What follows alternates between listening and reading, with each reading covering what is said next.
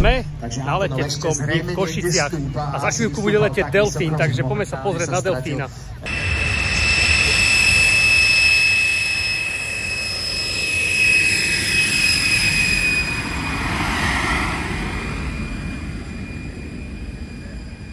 Okrem delfína tu bola aj MiG-15.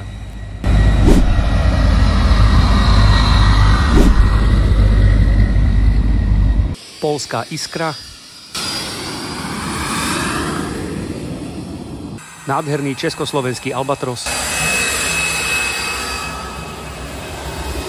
A ešte mnoho ďalšieho, ale to si ukážeme v tomto videu, tak poď na to.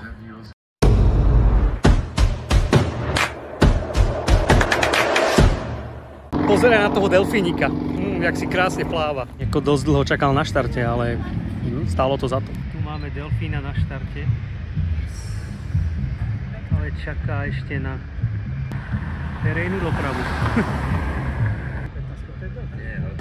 Popravde som tu kvôli 3 lietadlám, kvôli delfínovi, kvôli albatrosovi, no a kvôli tým migám. Máme časový sklz 5 minút kvôli tomuto. Ešte pár dní dozadu v Konešíne som obdivoval takýto exponát starého delfína a dnes ide lietať, neskutočné.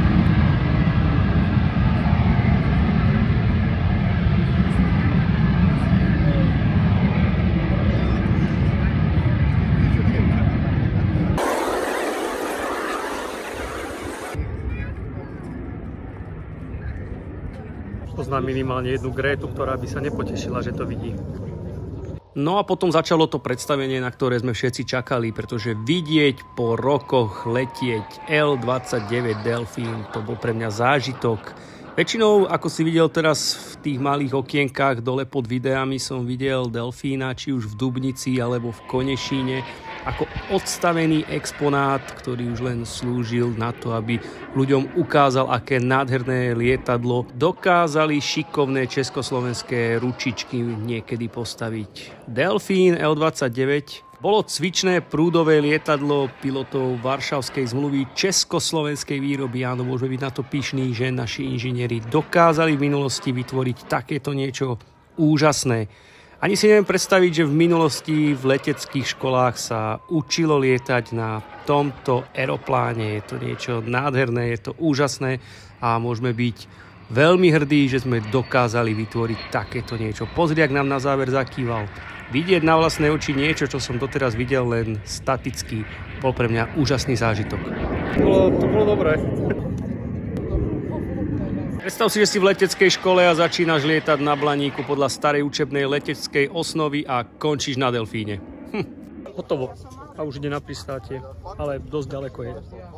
Pristátie som trošku zrýchlil, predsa len bol ďaleko, ale spravil niečo pekné a chválim organizátorov, že to mali takto vymyslené, že vždycky tie aeroplány po pristátí tak nádherne rolovali okolo týchto zábran a my sme mali tieto neuveriteľné pohľady na lietadlá, ktoré práve dolietali alebo sa chystali letieť.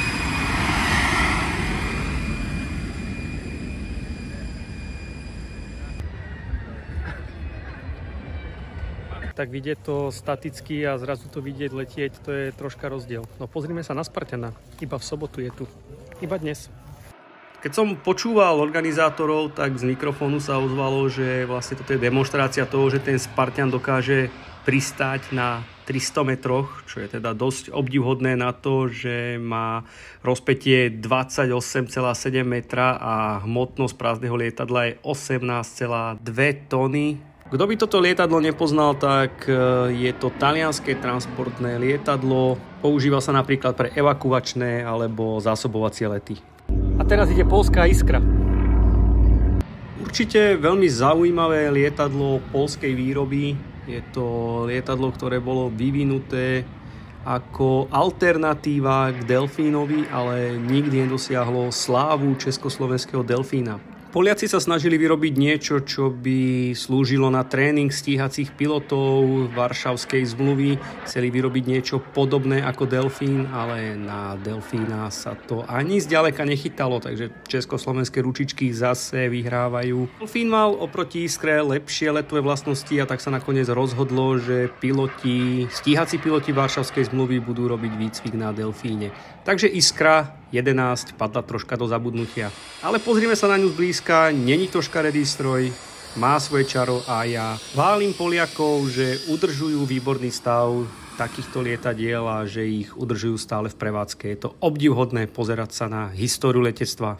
Ale letecké dni Košického kraja neboli iba o stíhačkách. Prileteli aj akrobati, ktorí sa predviedli tými najlepšími akrobatickými prvkami, aké vedeli. Bolo na čo pozerať, pretože boli tu aj skupinové lety lietadiel. Čo je ale skutočne obdivhodné a je potrebné to spomenúť, je to, že takéto letecké dni Košického kraja prebiehajú v úzkej symbióze s normálnou leteckou prevádzkou, ktorá je na medzinárodnom letisku v Košiciach. Takže takáto akcia sa dá spraviť, aj keď normálne na letisku je bežná prevádzka, pretože ako si videl, keď štartoval ten Delfín, tak normálne tu štartovali dopravné lietadlá. Civilná doprava aj napriek týmto letom nebola vôbec obmedzená. A teraz príde niečo, na čo som sa neskutočne tešil, a to sú dve poľské Miginy. MiG-15. Poďme sa na to pozrieť. Ako si videl v mojich videách, častokrát sme videli MiG-15 len tak odstavenú niekde, tiež slúži už len ako exponát, ale tieto dve poľské MiG-15 sú stále v prevádzke a sú vo výbornom stave. Takže znova, za čo treba Poliakov pochváliť, keďže toto tiež sú poľské stíhačky, je, že udržujú stav týchto stíhačiek vo výbornej kondícii a stále dokážu lietať tieto lietadlá. Dneska sa to už ani nevidí, ako vidíš dole zase na videu napríklad z Nitry. Vidíme takéto aeroplány u nás len ako statické exponáty, takže je úžasné vidieť lietadlo, ktoré má cez 60 rokov, ako brázdi oblohu nad Košicami. MiG-15 sa presúvali na štart, aby sme mali zase takúto nádhernú prehliadku, kedy prešli okolo nás. To bol moment, ktorý sme si skutočne užívali. Boli ako keby boli na dosah rúk. No a potom čakali na štarte, pretože ešte boli zoskoky. No povedz mi, kto si môže povedať, že skákal som a čakali na mňa Miginy. Pozri sa, ak mu povedali rýchlo choď preč, tak takto utekal, aby sa rýchlo dostal z letiskovej plochy preč, pretože Miginy už čakali na štart. No zasmiali sme sa. A už štartujú. Počúvaj ten zvuk.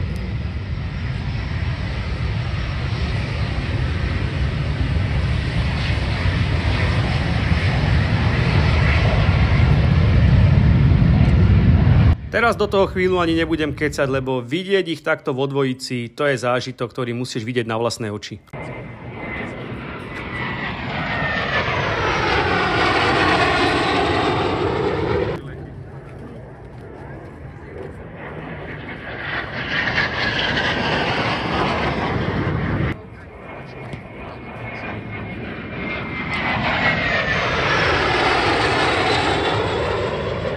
Tak to bola MiG-15, respektíve to boli MiG-15 poľského letectva, ktoré k nám prišli na Slovensko do Košíc.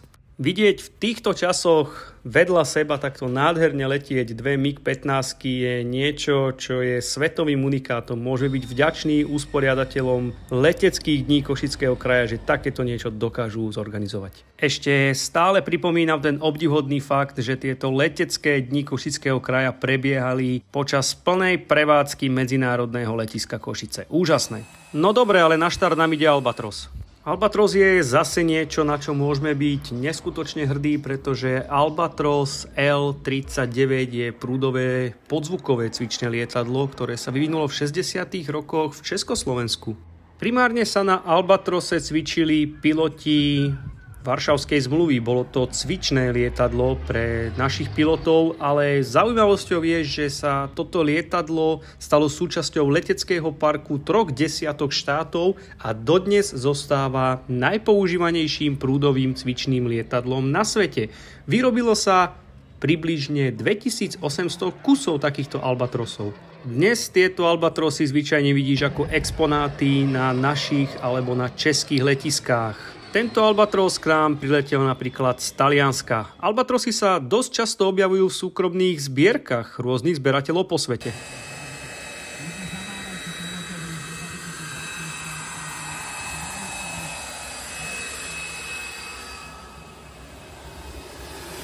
Ako som vravel, nebolo to tu len o stíhačkách, ale aj o civilnej doprave a akrobácii. Takže pozrieme sa na nejakú tú akrobáciu, čo nám predviedli chalani z Red Bull Air Race. Čo pozrite sa, celý box robí výkruh. To znamená, tam nie len pilot, ktorý musí myslieť sám na seba, ale hlavne na toho druhého, čo je vedľa neho, za ním a tak ďalej.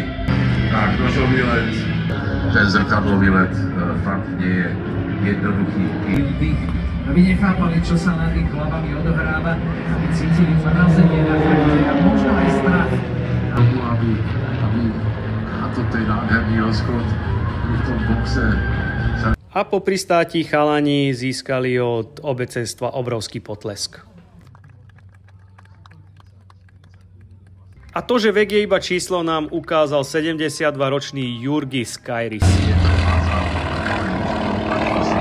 Jurgi Skyris má totižto veľmi krásny dôchodok. Lieta si na Su-31 a maluje takéto obrazy na oblohu, pozeraj. Tento borec normálne, že spravil tvár. Ten dip sa trošku naštvaný starec, že? To nepochopíš. 72-ročný litovský, naozaj legendárny aj testovací pilot. Kto je väčší airshop pilot a si myslím, že je vždycky ťažký a tiež nikto nie je spát, ktorý robil vlastne výkrut dozadu cez ten.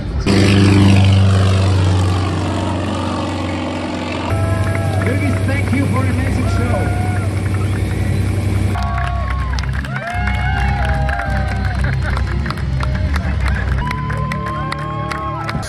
Borec mal 72 rokov a toto vystrájal.